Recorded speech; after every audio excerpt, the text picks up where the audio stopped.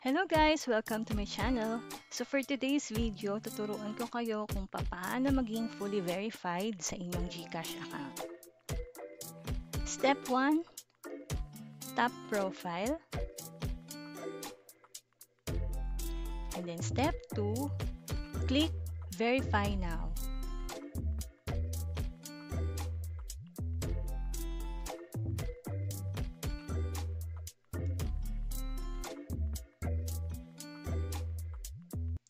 Step 3, get started.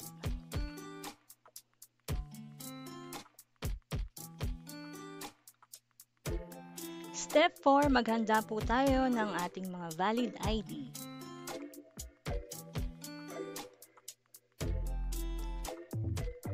Tap next.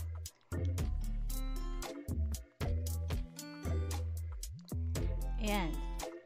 So dito po, makikita po natin kung ano po yung mga valid ID na pwede nating i-submit.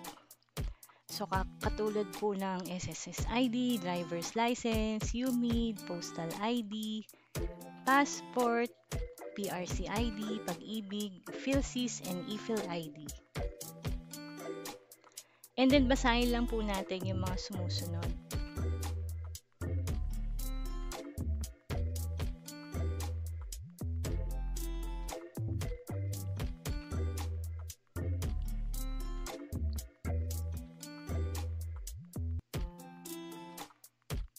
Balik lang po tayo and then tap next.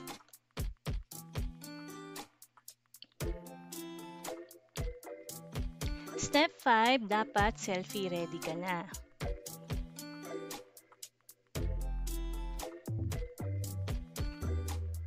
And then tap next.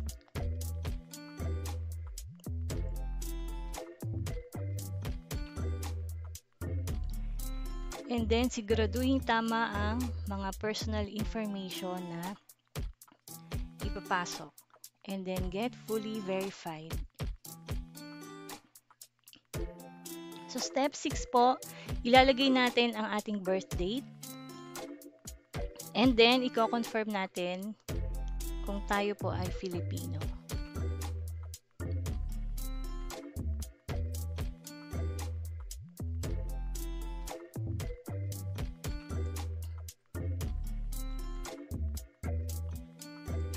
And then, tap next.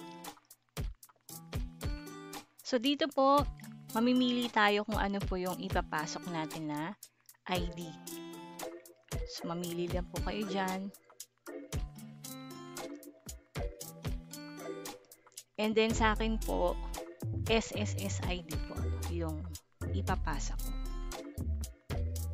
So, sabi dito, clear and readable dapat yung mga nakasulat sa ID. And then, make sure na match yung ID photo sa selfie mo. Take a photo of your real ID at hindi photocopy. And then, i-upload na natin ang ating real ID. ID should be readable. And then, tap next.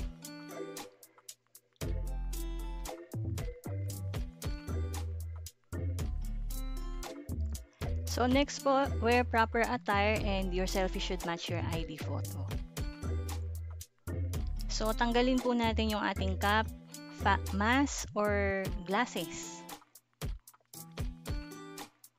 And then tap OK. Yan, so ready na po tayong magsi-selfie. So tap next.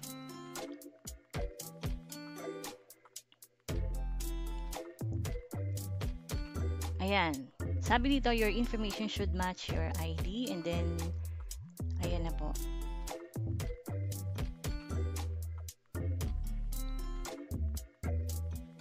So, next po, mag-fill na po tayo ng mga information natin. Ayan, place of birth, civil status, nationality, yung address po natin, province, city, barangay, and then yung work details. And then, source of fund. Pipili po kayo dyan kung ano po yung source of fund nyo. And then, review nyo po yung information na pinasok natin kung tama po. And then, tap natin confirm. After nun, i-verify na po ni GCash ang ating account. And then, yan na po, may marireceive tayong text na fully verified ng ating account. So, check nyo po sa profile nyo, makikita nyo na fully verified na kayo.